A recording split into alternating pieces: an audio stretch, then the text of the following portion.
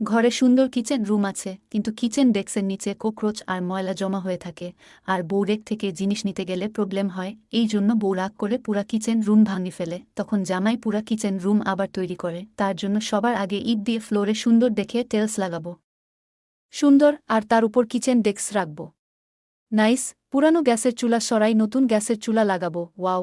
আর কিচেনের উপর বেশি জিনিস যাতে না রাখে সেই জন্য উপরে ডেস্ক বানাবো, যার মধ্যে মশলা আর কেচাপ রাখবে। দারুণ। তার পাশেই পাতলা রেক বানাবো, যেখানে জরুরি জিনিস রাখবে। পুরানো রেক থেকে থালা বাসন সবাই নতুন করে রেক দিব, যেখানে থালা বাসন প্লেট গুছিয়ে রাখবে। ওয়াও। এই ছোট ওয়াশ বেসিনকে সরাই বড় ওয়াশ বেসিন লাগাবো। ওয়াও, যেখানে ভেজিটেবল ও ধুতে পারবে।